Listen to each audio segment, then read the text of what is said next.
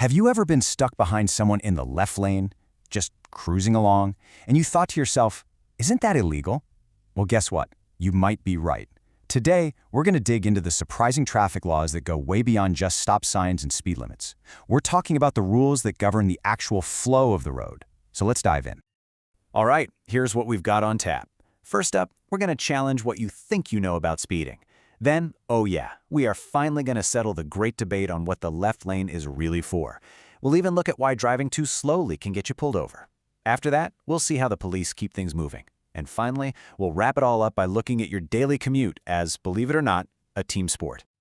Okay, let's talk about speeding. For most of us, it seems pretty simple, right?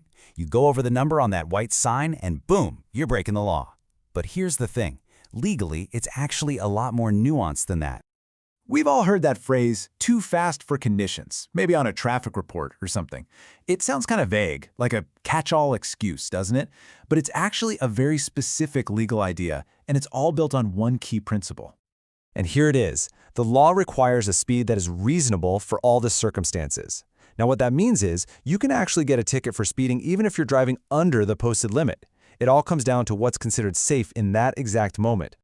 And the law is pretty specific about what circumstances means. Just think about it for a second. Are you on a perfectly smooth, straight highway, or is it a winding, bumpy gravel road?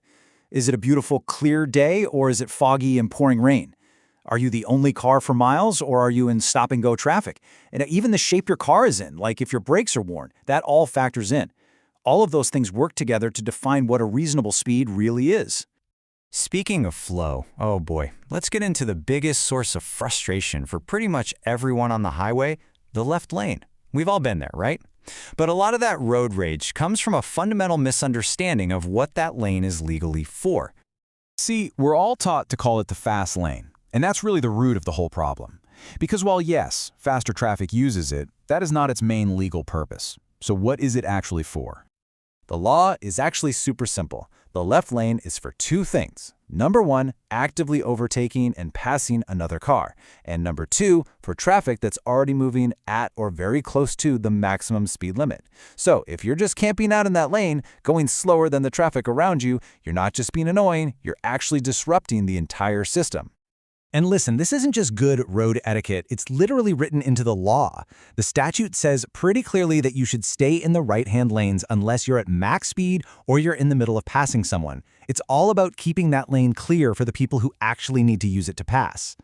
Now, this brings us to a really interesting twist in traffic law. We are so focused on the dangers of speeding that we kind of forget about the other side of the coin. Driving too slowly can also get you into a whole lot of trouble. No, really. You can absolutely see flashing lights in your rearview mirror for going too slow. It sounds crazy, I know, but if your speed is messing up the normal flow of traffic, you're actually creating a hazard. The whole point isn't to punish cautious drivers. It's to maintain safety for everybody on the road. So the official legal term for this is impeding traffic, and the key words there are normal and reasonable. So the normal flow of traffic is, say, 100 kilometers per hour, and you're just poking along at 60 for no good reason. You are, by definition, blocking the flow. And the law is crystal clear on what you're supposed to do here. If you're the one driving slower than everyone else, you have to move over to the right-hand lane. That's it, period. This keeps the passing lanes open and lets the whole system work the way it was designed to. Now, of course, the law isn't crazy. There are common sense exceptions. You can, and you absolutely should, leave the right lane when you're actively passing someone, or obviously when you need to get into position to make a left turn. The whole idea is to make moves that are predictable and intentional. So what happens when a driver just ignores all these rules and, gums up the whole works? Well, that's when law enforcement gets involved, and they have very specific legal powers to get the flow of traffic moving again. If a police officer pulls you over for impeding traffic, they can legally order you to do one of three things. They can tell you to speed up, they can tell you to move over, or if your vehicle just can't safely keep up, they can tell you to get off the highway entirely. And let's be really clear about this. This isn't a negotiation.